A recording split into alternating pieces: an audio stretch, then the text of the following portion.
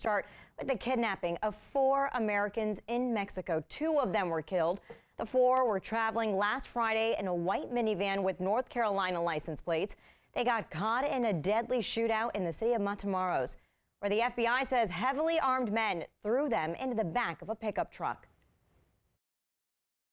And we want to bring in from Brownsville, Texas, NewsNation's national correspondent, Jorge Ventura. Thank you so much for being here. So, Jorge, this is a very complex situation. You're a couple of miles away from where the actual kidnapping happened in Matamoros, Mexico. The cartel, they issued an apology letter. They turned in 5 men that they say were involved. Are they being honest? How unusual is this? This is just a very, very bizarre turn. I've been covering the cartels for a while now. I've never remembered them turning in their members into law enforcement.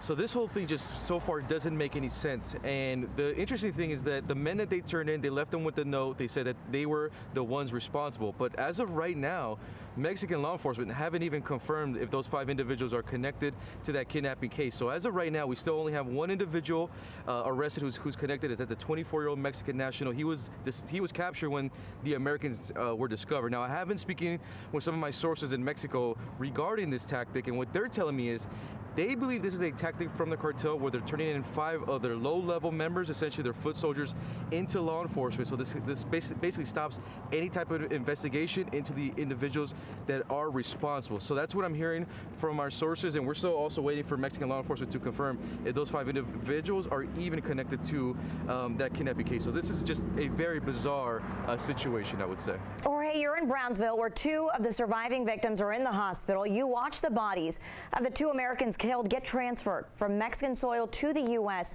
What are you hearing from their families?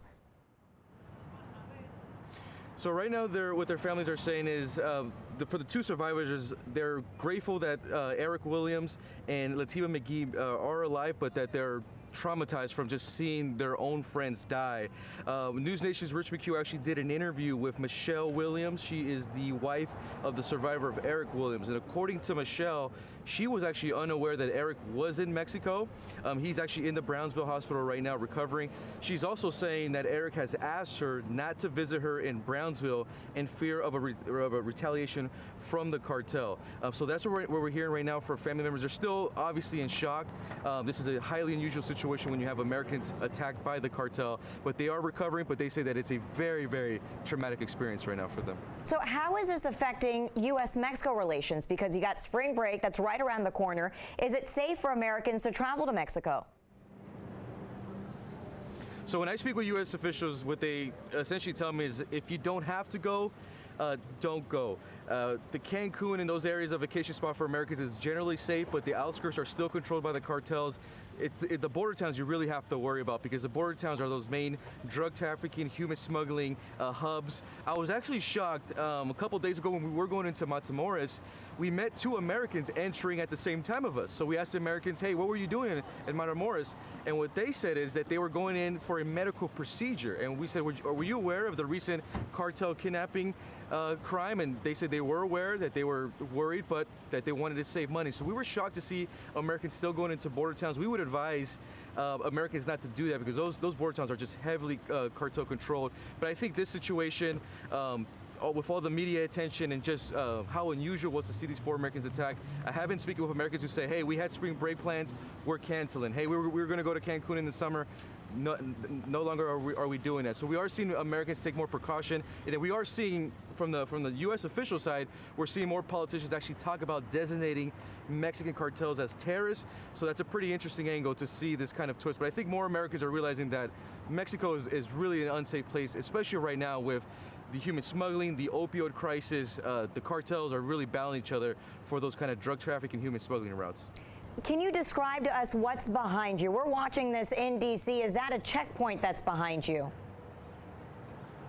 Yeah, so right behind me is the Brownsville port of entry. So literally from the spot that I'm standing, we're about 10 minutes away from where the crime happened involving those cartel members that we're suspecting is connected to the Gulf cartel. But Matamoros is a heavily controlled cartel area.